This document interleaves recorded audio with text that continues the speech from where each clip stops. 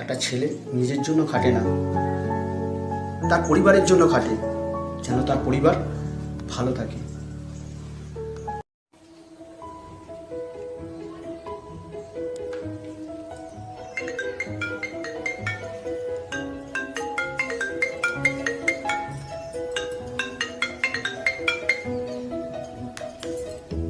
বলো বাবা। মা, ভালো আছিস? হ্যাঁ বাবা, আমি ভালো আছি। মা, তোর গলাটা অমনি লাগছে কেন? তো সুশান্তর সাথে কি তোর ঝগড়া হয়েছে? না বাবা, ও খুব ভালো, ও আমাকে খুব ভালোবাসে। ঠিক আছে মা, ভালো থাকিস। ঠিক আছে বাবা, তুমি একদম চিন্তা করো না। কি গো, এখানে বসে রয়েছো?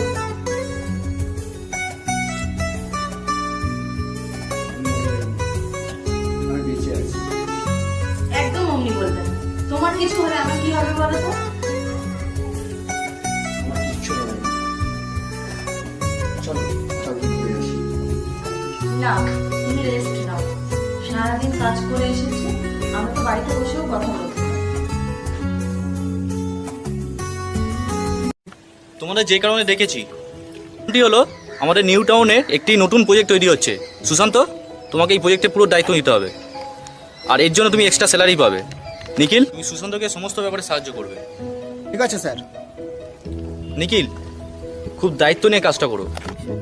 স্যার, আপনি একদম চিন্তা করবেন না। তাহলে কাল থেকেই তোমরা কাজ শুরু করে দাও।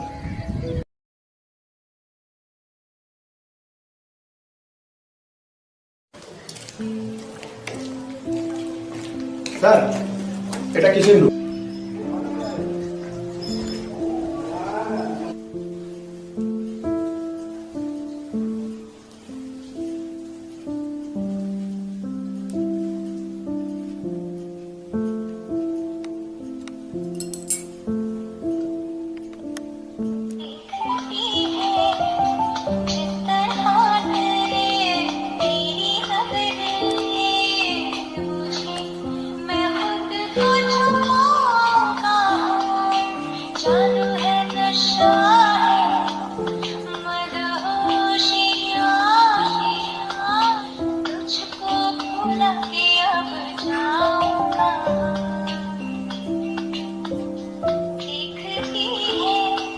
যে ব্যক্তিকে আপনি কল করছেন তিনি এখন উত্তর দিতে পারছেন না।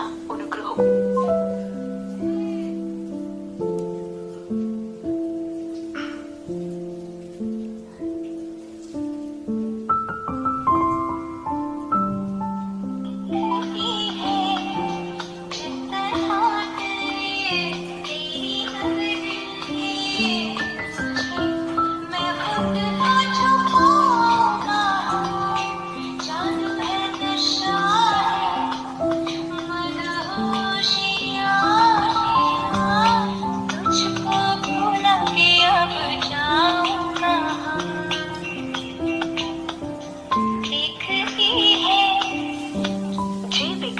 আপনি কল করছেন তিনি এখন উত্তর দিতে পারছেন না।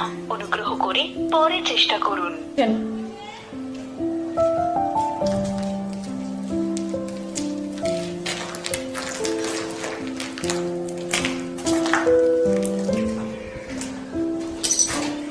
স্যার, এটা ব্যালকনি। সুশান্ত, আর কতদিনের মধ্যে প্রজেক্টটা কমপ্লিট হবে? এই স্যার, মাস দেড়েক। স্যার, আপনি বুকিংয়ের জন্য অ্যাড দিতে পারেন। উফ, কখন থেকে ফোন করছি, ফোনটা রিসিভও করে না। আজ বাড়িতে আসুক, ওর একদিন কি আমার একদিন।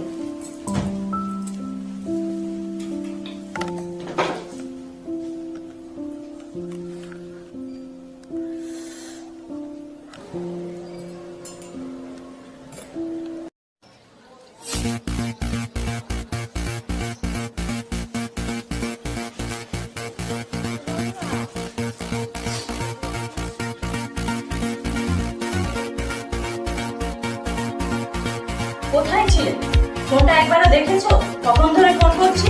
কার সঙ্গে ব্যস্ত ছিলেন? কার সাথে ব্যস্ত থাকবো? ফোনটা একবারও দেখেছো? কতবার ফোন করেছি? বলো বলো, কার সঙ্গে ব্যস্ত ছিলেন? চন্দিমা, হচ্ছেটা কি? কাজে ব্যস্ত ছিলাম। স্যার এসেছিল, একটা জরুরি মিটিং হচ্ছিল। মিটিং তো বুঝেছি, তুমি অনেক পাল্টে গেছো। বলো কোন মেয়ের সঙ্গে ছিল?